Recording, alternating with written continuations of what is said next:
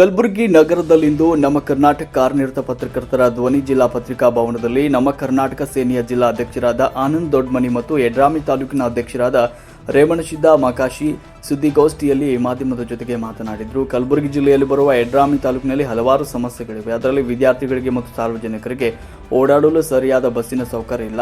ಇನ್ನು ಹದಗೆಟ್ಟಿರುವ ರಸ್ತೆ ಸುಧಾರಣೆ. ಯಡ್ರಾಮಿ ತಾಲೂಕು ಅಂತ ಘೋಷಣೆಯಾಗಿ 10 ವರ್ಷಗಳು ಗತಿಸಿವೆ. ಆದರೂ ಕೂಡ ಇಲ್ಲಿ ತನಕ ಒಂದು ತಾಲೂಕಿನಲ್ಲಿ ಇರಬೇಕಾದ ಸರ್ಕಾರಿ ಕಚೇರಿಗಳು ಇಲ್ಲ. ಕೆಲವು ಕಚೇರಿಗಳು ಇದ್ರೂ ಕೂಡ ಕಚೇರಿಯಲ್ಲಿ ಅಧಿಕಾರಿಗಳು ಇರೋದಿಲ್ಲ.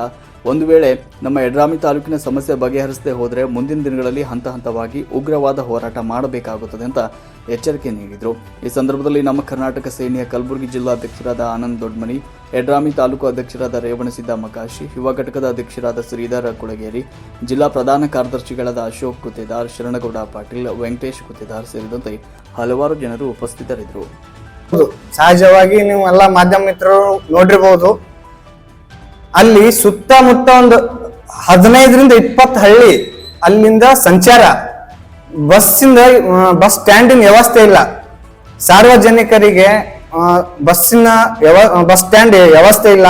ಹೆಣ್ಣು ಮಕ್ಕಳು ಮತ್ತ ಹೆಣ್ಮಕ್ಳು ಅಂದ್ರೆ ಸಹಜವಾಗಿ ನಮ್ಮ ಮನೆಯವರೇ ಇದ್ದಿರ್ಬೋದು, ನಮ್ಮ ತಾಯಿ ಇದ್ದಿರ್ಬೋದು, ಅಕ್ಕ ತಂಗಿ ಎಲ್ಲರೂ ಓಡಾಡ್ತಾರ. ಅವ್ರಿಗೆ ನಿಂದ್ರಲಕ್ಕ ಅಲ್ಲಿ ಜಾಗ ಇಲ್ಲ. ಹಲವಾರು ಬಾರಿ ಎಲ್ಲಾ ಸಂಘಟನೆಯವರು ಸಹ ಅವರಿಗೆ ಮನವಿ ಪತ್ರ ಕೊಟ್ಟರು ಸಹ ನಮ್ಮ ಮಾನ್ಯ ಶಾಸಕರು ಇದಕ್ಕೆ ಸ್ಪಂದನೆ ಇನ್ನೂ ಮಾಡಿಲ್ಲ. ಏನ್ ಕಾರಣ ಅಂದ್ರೆ ನಮ್ಮ ಜೇವರ್ಗಿ ಜನರು ಮುಗ್ಧರು. ಸತತವಾಗಿ 3 ಬಾರಿ ಶಾಸಕರಾದರೂ ಅವರ ತಂದೆಯವರು ಮಾಜಿ ಮುಖ್ಯಮಂತ್ರಿಗಳು ದಿವಂಗತ ಶ್ರೀ ಧರ್ಮಸಿಂಗ್ ಸಾಹೇಬ್ರು ಮಾಜಿ ಮುಖ್ಯಮಂತ್ರಿಗಳು 4 ಬಾರಿ ಶಾಸಕರಾದರೂ ನಮ್ಮ ತಾಲೂಕಿನಲ್ಲಿ ಅಭಿವೃದ್ಧಿಯ ಕೆಲಸ ಒಂದೂ ಇಲ್ಲ. ನೀವು ನನ್ನ ಬಳಿ ಎವಿಡೆನ್ಸ್ ಎಲ್ಲ ಇದಾವೆ, ನೋಡ್ಬೋದು ಇಲ್ಲೆಲ್ಲ ಹೆಣ್ಮಕ್ಳ ಪರಿಸ್ಥಿತಿ ಏನಂತೇಳಿ. ಅಲ್ಲಿ ಜನ ಓಡಾಡ್ತಾರಂದ್ರೆ ಅವರ ಜೀವನ ಅವರ ಕೈಯಲ್ಲೇ ಇದೆ. ಜೀವ ಕೈಯಲ್ಲಿ ಹಿಡ್ಕೊಂಡು ಓಡಾಡ್ಬೇಕು. ಜೂಮ್ ಮಾಡಿ ಮಾಧ್ಯಮ ಮಿತ್ರರೇ, ಇಲ್ಲೆಲ್ಲ ನೋಡಿ ರಸ್ತೆ ಗುಂಡಿಗಳಲ್ಲಿ ಎಲ್ಲ ಇದಾವೆ. ಇಲ್ಲಿ ಶಾಸಕರು ಕಾರಲ್ಲಿ ಬರ್ತಾರೆ, ಕಾರಲ್ಲಿ ಹೋಗ್ತಾರೆ. ಇಲ್ಲಿಯ ಜನರ ಸಮಸ್ಯೆ ಏನಂತ ಅವ್ರು ಮೊದಲು ತಿಳ್ಕೋಬೇಕು. ನಿಮಗೆ ಶಾಸಕ ಮಾಡಿರೋದು ನಮ್ಮ ಜೇವರ್ಗಿ ಹಾಗೂ ಯಡ್ರಾಮಿ ಜನ ಹೊರತು ಬೆಂಗಳೂರಿನ ಜನ ಅಲ್ಲ. ದಯವಿಟ್ಟು ನಿಮಗೆ ಮನವಿ ಮಾಡ್ತೇವೆ ನಮ್ಮ ಕರ್ನಾಟಕ ಸೇನಾ ವತಿಯಿಂದ, ಮುಂಬರುವ ದಿನಗಳಲ್ಲಿ ಹಾಗೂ ನಿಮಗೆ 1 ತಿಂಗಳ ಕಾಲ ಅವಕಾಶ ಕೊಡ್ತೇವೆ. 1 ತಿಂಗಳ ಕಾಲದೊಳಗೆ ಈ ಕಾಮಗಾರಿಯನ್ನು ಚಲನೆಯಲ್ಲಿದ್ದಿರಬೇಕು. 3 ತಿಂಗಳು ಅಥವಾ 4 ತಿಂಗಳ ಒಳಗಡೆ ಈ ಕಾಮಗಾರಿಯನ್ನು ಮುಕ್ತಾಯಗೊಂಡಿರಬೇಕು. ಒಂದು ವೇಳೆ ನೀವು ನಮಗೆ ಸ್ಪಂದನೆ ನೀಡದಿದ್ದರೆ ಉಗ್ರವಾದ ಹೋರಾಟದೊಂದಿಗೆ ನಿಮಗೆ ತಕ್ಕ ಪಾಠ ಕಲಿಸುತ್ತೇವೆ. ನಮ್ಮ ಕರ್ನಾಟಕ ಸೇನಾ ವತಿಯಿಂದ ಹಾಗೂ ರಾಜ್ಯಾದ್ಯಂತ ಉಗ್ರವಾದ ಹೋರಾಟ ಮಾಡುತ್ತೇವೆ. ಒಂದು ವೇಳೆ ನೀವು ಜೇವರ್ಗಿಯಲ್ಲಿ ಇದ್ದುಕೊಂಡು ಬಡವರಿಗೆ ಸ್ಪಂದನೆ ನೀಡದಿದ್ದರೆ ನೀವು ಮುಂದಿನ ದಿನಮಾನಗಳಲ್ಲಿ ಶಾಸಕರಾಗಲು ಸಾಧ್ಯವಿಲ್ಲ. ಇಷ್ಟು ಹೇಳಿ ನನ್ನ ಮಾತು ಮುಗಿಸುತ್ತೇನೆ. ಜೈ ಕರ್ನಾಟಕ ಮಾತೆ.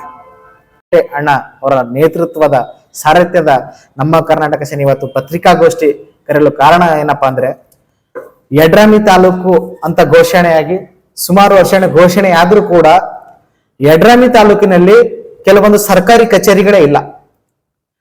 ಇದರ ಬಗ್ಗೆ ವಿಷಯವಾಗಿ ನಮ್ಮ ಮಾನ್ಯ ಶಾಸಕರು ಮತ್ತು ಕಲ್ಯಾಣ ಕರ್ನಾಟಕ ಅಧ್ಯಕ್ಷರಾದಂತಹ ಅಜಯ್ ಸಿಂಗ್ ಸಾಹೇಬ್ರು ಕೂಡ ಒಂದು ಮನವಿ ಮಾಡ್ತಾ ಇದ್ದೀವಿ. ಮತ್ತು ಉಸ್ತುವಾರಿ ಸಚಿವರುಗಳಾದಂತಹ ಮಾನ್ಯ ಪ್ರಿಯಾಂಕ್ ಖರ್ಗೆ ಅವರು ಕೂಡ ಒಂದು ಮನವಿ ಮಾಡ್ಕೊಳ್ತಾ ಇದೀವಿ. ನಾವು ಯಡ್ರಾಮಿ ತಾಲೂಕಿನಲ್ಲಿ ಸರ್ಕಾರಿ ಕಚೇರಿಗಳು ಆದಷ್ಟು ಬೇಗನೆ ಆಗ್ಬೇಕು. ಯಾಕಂದ್ರೆ ಸರ್ಕಾರಿ ಕಚೇರಿಗಳು ಇಲ್ಲದ ಕಾರಣ ಸಾರ್ವಜನಿಕರಿಗೆ ಹಲವಾರು ಸಮಸ್ಯೆಗಳಾಗ್ತವೆ. ಸಾರ್ವಜನಿಕರು ಪರದಾಡ್ತಾ ಇದ್ದಾರೆ ಅಲ್ಲಿ ಸರ್ಕಾರಿ ಕಚೇರಿಗಳು ಇಲ್ಲದ ಕಾರಣಕ್ಕೋಸ್ಕರ. ಅದೇ ರೀತಿಯಾಗಿ ಕೆಲವೊಂದು ಊರುಗಳಿಗೆ ಅಂದ್ರೆ ಚಿಗರಳ್ಳಿ ಕ್ರಾಸ್ ನಿಂದ ಯಡ್ರಾಮಿವರೆಗೂ ರಸ್ತೆ ಸಂಪೂರ್ಣವಾಗಿ ಹದಗೆಟ್ಟೋಗಿದೆ. ಕೆಲವು ಬಸ್ಸುಗಳ ಸಂಚಾರ ಕೂಡ ಆಗ್ತಾ ಇಲ್ಲ ಅಲ್ಲಿ. ಹಾಗಾಗಿ ವಿದ್ಯಾರ್ಥಿಗಳು ಸರಿಯಾದ ಸಮಯಕ್ಕೆ ಕಾಲೇಜಿಗೆ ಹೋಗ್ತಾ ಇಲ್ಲ, ಶಾಲೆಗೆ ಹೋಗಕ್ಕಾಗ್ತಿಲ್ಲ.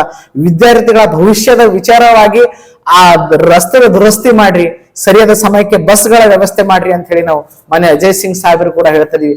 ಅದೇ ರೀತಿ ಕೆಲವೊಂದು ತಾಲೂಕಾ ಅಧಿಕಾರಿಗಳು ಅಂದ್ರೆ ಇಒ ಅಲ್ಲಿ ಸರಿಯಾದ ಸಮಯಕ್ಕೆ ನೌಕರಿಗೆ ಹೋಗ್ತಾ ಇಲ್ಲ, ಅಲ್ಲಿ ಕಚೇರಿಯಲ್ಲಿ ಹೋದಾಗ ಅವ್ರು ಸಿಗ್ತಾನೆ ಇಲ್ಲ. ನಾವು ನೋಡ್ಬೋದು, ನಮ್ಮ ಹತ್ರ ಫೋಟೋ ಕೂಡ ಇದೆ, ನಾವು ಮಾಧ್ಯಮದಲ್ಲಿ ಕೊಡ್ತೀವಿ. ಅವೆಲ್ಲ ಮಧ್ಯಾಹ್ನ 2 ಗಂಟೆ 3 ಗಂಟೆಗೆ ಪಂಚಾಯತಿಗಳೆಲ್ಲ ಬೀಗ ಹಾಕ್ಬಿಡ್ತಾರೆ. ಅಧ್ಯಕ್ಷರು ಇರಂಗಿಲ್ಲ, ಪಿಡಿಒಗಳು ಕೂಡ ಯಾವುದೇ ಸರ್ಕಾರಿ ಅಧಿಕಾರಿಗಳು ಅಲ್ಲಿ ಇರಂಗಿಲ್ಲ. ಹೀಗಾದ್ಮೇಲೆ ಹಳ್ಳಿಯ ಅಭಿವೃದ್ಧಿ ಯಾವ ರೀತಿ ಹೆಂಗಾಗ್ಬೇಕು ಅನ್ನೋಂತ ಪ್ರಶ್ನೆ ಮೂಡ್ತಾ ಇದೆ ಇಲ್ಲಿ. ಮತ್ತೆ ಇದು ನಾವೊಂದು ನಮ್ಮ ಕರ್ನಾಟಕ ಸೇನೆ ಮುಖಾಂತರ ಒಂದು ಮನವಿ ಮಾಡ್ತಾ ಇದೀವಿ. ಒಂದ್ ವೇಳೆ ಈ ಮನವಿಗೆ ಸ್ಪಂದನೆ ಕೊಡಲಿಲ್ಲ ಅಂದ್ರೆ ನಾವು ಧರಣಿ ಕೂಡ ಅಲ್ಲಿ ಯಡ್ರಾಮಿ ತಾಲೂಕಿನಲ್ಲಿ ಧರಣಿ ಕೂಡಬೇಕಂತ ಮುಂದೆ ಬರ್ತಕ್ಕಂಥ ದಿನಗಳಲ್ಲಿ ಯೋಜನೆ ಹಮ್ಮಿಕೊಂಡಿದೀವಿ. ಈ ವಿಚಾರವಾಗಿ ನಮ್ಮ ಯಡ್ರಾಮಿ ತಾಲೂಕಿನ ಅಧ್ಯಕ್ಷರಂತ ಮಕಾಶಿ ಅವರು ಕೂಡ ಸ್ವಲ್ಪ ಸವಿವರವಾಗಿ ಹೇಳ್ತಾರೆ ಅಂತ ಹೇಳಕ್ ಇಷ್ಟಪಡ್ತೀನಿ. ಮಾಡಕತ್ತಾರೋ ಏನ್ ಮಾಡ್ಕೊಡಕತ್ತಾರೋ ನಮಗ್ ಗೊತ್ತಿಲ್ಲ. ಅವ್ರಿಗೆ ತಕ್ಷಣನ ಅವ್ರಿಗೆ ಬೇರೆ ಕಡೆ ಹಾಕ್ಬೇಕು, ಬೇರೆಯವ್ರನ್ನು ಒಳ್ಳೆ ಅಧಿಕಾರಿನ ನಮ್ಮ ತಾಲೂಕು ನಿಲ್ಲಿಸ್ಕೊಡ್ಬೇಕು. ಇನ್ನು ಇಲಾಖೆಗಳು ಇನ್ನ ರೋಡಿನ ತಕ್ಕ ಬಂದ್ರೆ ರೋಡ್ ಚಿಗರಳ್ಳಿಯಿಂದ ಯಡ್ರಾಮಿವರೆಗೂ ರೋಡ್ ಯಾವ್ದು ದಿನ ಒಂದು ಕಾಲ ಒಂದು ಗೋಳು ಅದು ಯಾವ್ದು ಆಗ್ತಾ ಇಲ್ಲ. ಮತ್ತೆ ಯಡ್ರಾಮಿಯಿಂದ ಕುಳಿಗೇರಿ, ನಾಗರಹಳ್ಳಿ, ಮಳ್ಳಿ ಇಲ್ಲಿನೂ ಹದಗೆಟ್ಟು ಹೋಗಿದೆ ರೋಡ್. ಅದಕ್ಕೆ ದಯವಿಟ್ಟು ತಮ್ಮಲ್ಲಿ ಶಾಸಕರಲ್ಲಿ ಮನವಿ ಮಾಡಿಕೊಳ್ಳೋದೇನಂದ್ರೆ ತಕ್ಷಣ ಬೆಂಗಳೂರು ಶಾಸಕರಾಗಬೇಡಿ, ನಮ್ಮ ಜೇವರ್ಗಿ ತಾಲೂಕು ಶಾಸಕರಾಗಿ. ಯಾಕಂದ್ರೆ ಇಲ್ಲಿ ಪ್ರತಿನಿಧಿಗಳು ನಿಮಗ ಚುನಾಯಿತರು ಮಾಡಿದ್ದಾರೆ ಹೊರತು ಬೆಂಗಳೂರಲ್ಲಿ ಮಾಡಿಲ್ಲ. ದಯವಿಟ್ಟು ಮಾನ್ಯ ಶಾಸಕರಲ್ಲಿ ವಿನಂತಿ ಮಾಡಿಕೊಳ್ಳುತ್ತೀವಿ. ಯಾಕಂದ್ರೆ ನಮ್ಮ ತಾಲೂಕಕ್ಕೆ ಬಂದು ಸ್ವಲ್ಪ ದಿನ ಇದ್ದು ನೋಡಿ, ಎಲೆಕ್ಷನ್ ಟೈಮ್ ನಲ್ಲಿ ಇದ್ಬಿಟ್ಟು ಚುನಾವಣೆ ಆದ್ಮೇಲೆ ಬೆಂಗಳೂರಲ್ಲಿ ಇರಬೇಡಿ. ಯಾಕಂದ್ರೆ ನಮ್ಮ ತಾಲೂಕಿನಲ್ಲಿ ಇದ್ದು ಜನರುಗಳು ಕೇಳಿ. ದಯವಿಟ್ಟು ತಮ್ಮಲ್ಲಿ ಇನ್ನೊಂದು ಸಲ ವಿನಂತಿ ಮಾಡಿಕೊಳ್ಳುತ್ತೀನಿ. ಯಾಕಂದ್ರೆ ಇದು ನಿಮಗೆ ಲಾಸ್ಟ್ ಚಾನ್ಸ್. ಮುಂದಿನ ದಿನಗಳಲ್ಲಿ ಯಡ್ರಾಮಿ ಜೇವರ್ಗಿ ನಿಮ್ಮನ್ನು ಜೇವರ್ಗಿ ಇಲ್ಲೇ ಒಟ್ಟಾರೆ ಎಲ್ಲಿನೂ ಚುನಾವಣೆ ಅಂತ ಮಾಡುವಂತ ಅವಕಾಶ ನಿಮಗೆ ಮಾಡಿಕೊಡಲ್ಲ. ಜನ ಬಹಳ ಒಳ್ಳೆ ಜನರಿದ್ದಾರೆ, ಅವ್ರನ್ನು ನೀವು ಅರಿತುಕೊಂಡು ಕೆಲಸ ಮಾಡ್ಕೊಂಡು ಹೋಗುತ್ತೆ ತಮ್ಮಲ್ಲಿ ವಿನಂತಿ ಮಾಡಿಕೊಳ್ಳುತ್ತೇನೆ. ಒಂದು 4 ಬಸ್ ಇಲ್ಲ, ಫ್ರೀ ಯೋಜನೆ ಆಗಲೆಂದು ಬಸ್ ಒಂದು 4 ಬಸ್ ಬರೋ 3 ಬಸ್ ಬರಕತ್ತವ್ರಿ. ರಾತ್ರಿ 8 ಗಂಟೆ ಆದ್ಮೇಲೆ ಯಡ್ರಾಮಿನಿಂದ ನಮ್ಮ ಕರ್ನಾಟಕ ಇತಿಹಾಸದಲ್ಲಿ ರಾತ್ರಿ 8 ಗಂಟೆ ಆದ್ರೆ ಒಂದ್ ತಾಲೂಕಿನಿಂದ ಒಂದ್ ತಾಲೂಕು ಹೋಗ್ಲಕ್ಕಂಥದ್ದು ಎಲ್ಲಿನೂ ನಾವು ನೋಡಿಲ್ಲ. 8 ಗಂಟೆ ಆದ್ರೆ ಜೇವರ್ಗಿನಿಂದ ಯಡ್ರಾಮಿಗೆ ಹೋಗಕ್ಕಾಗಲ್ಲ, ಅಷ್ಟು ಸಮಸ್ಯೆ ಇದೆ. ಮತ್ತು ಬೆಳಗ್ಗೆ 9 ಗಂಟೆಗೆ ಯಡ್ರಾಮಿನಿಂದ ಜೇವರ್ಗಿ ಕಾಲೇಜ್ ಹುಡುಗರು ಕಾಲೇಜು ಶಾಲೆಗಳಿಗೆ ಬರ್ಬೇಕಾದ್ರೆ ನಿಂತ್ಕೊಂಡು ಬರ್ತಾರ, ಅಷ್ಟು ತೊಂದರೆ ಆಗ್ತಾ ಇದೆ.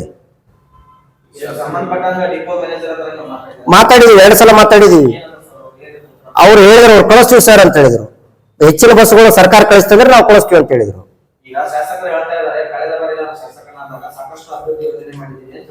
ಏನ್ ಅಭಿವೃದ್ಧಿ ಮಾಡಿ ತೋರಿಸ್ಕೊಡಿ ನಮಗ, ಅಭಿವೃದ್ಧಿ ಏನ್ ಮಾಡಿದೀರ ಅಂತ ನಮ್ಗೆ ತೋರಿಸ್ಕೊಡಿ. ರಸ್ತೆ ಅಂದ್ರೆ ಮೊನ್ನೆ ನಾಗರಹಳ್ಳಿಯಲ್ಲಿ ಬೇರೆ ನೀರು, ಅದು ಯಾವ್ದು ಇಸಗಂಟ ನೀರು ಕುಡಿದ್ಬಿಟ್ಟು 3 ಜನ ಆಸ್ಪತ್ರೆಯಲ್ಲಿ ಅಡ್ಮಿಟ್ ಆಗಿದ್ದಾರೆ.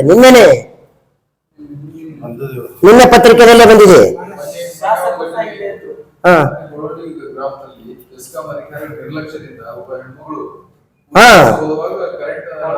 ನಾನು ಅದಕ್ಕೆ ಹೇಳ್ತಾ ಇರೋದು, ನಾನು ಏನ್ ಹೇಳ್ತಾ ಇರೋದು, ನಮ್ ಜೇವರ್ಗಿ ತಾಲೂಕು ಶಾಸಕರಾಗಿರ್ರಿ. ಶಾಸಕರು ಎಲ್ಲಿಗಿದ್ರೆ ಅಲ್ಲೇ ಆಗಿರ್ರಿ. ಬೆಂಗಳೂರಲ್ಲಿ ಕೂತ್ಕೊಂಡು ಯಾರಿಗೋ ಒಬ್ರಿಗೆ ಕರ್ಸ್ಕೊಂಡು ಮಾತಾಡಿ ಅದನ್ನ ತಗೊಂಡು ನೀವು ಆಗ್ಬೇಡಿ ಶಾಸಕರು ಅಂತ ಹೇಳ್ತಾ ಇದೀನಿ. ಜೇವರ್ಗಿ ತಾಲೂಕು ಶಾಸಕರು ನಾವು ಪ್ರತಿನಿಧಿಗಳು ನಿಮಗ್ ಚುನಾಯಿತರು ಮಾಡಿದೀವಿ. ಇಲ್ಲಿದ್ದುಕೊಂಡು ಜನರ ಆಳುಗಳು ಕೇಳ್ಕೊಂಡು ಹೋಗಿ.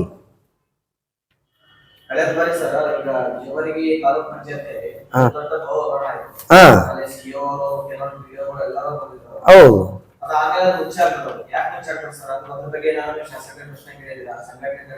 ಇಲ್ಲಪ್ಪ, ಮಾಧ್ಯಮ ಮಿತ್ರವ್ರನ್ನು ಕೇಳಿದ್ದಾರೆ, ಜನರನ್ನು ಕೇಳಿದ್ದಾರೆ. ಅದಕ್ಕೇನು ಇದು ಕೊಡ್ಲಿಲ್ಲ, ಅವ್ರು ಉತ್ತರ ಕೊಡ್ಲಿಲ್ಲ ಶಾಸಕರು. ಅದು ಏನಾಯ್ತು ಅವ್ರಿಗೆ ಗೊತ್ತು, ಅಧಿಕಾರಿಗಳಿಗೆ ಸಂಬಂಧಪಟ್ಟವ್ರಿಗೆ ಗೊತ್ತು ಅಂತ ಹೇಳಿದ್ರು ಅವ್ರು ಶಾಸಕರು.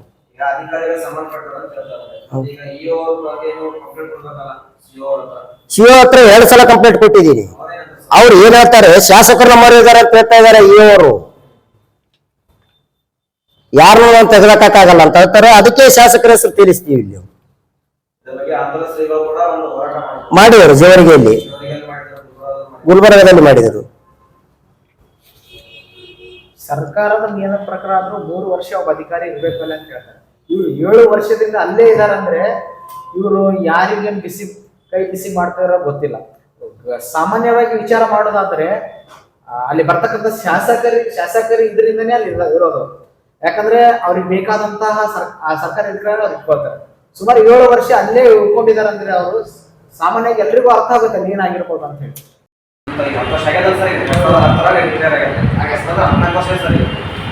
ತಾಲೂಕ ಮುಖ್ಯಂದ್ರೆ ಯಾವಾಗ ಒಡೆ ಕಂಡಿದ್ದವು ಗೌರ್ಮೆಂಟ್ ಲಿಯೋ ನಮ್ಮವರು ಎಡಿ ನಮ್ಮವರು ಎಲ್ಲರೂ ನಮ್ಮವರು ಅಂತ ಶಾಸಕ ನಮ್ಮವರು ಅಂತ ಮುಂಚೆ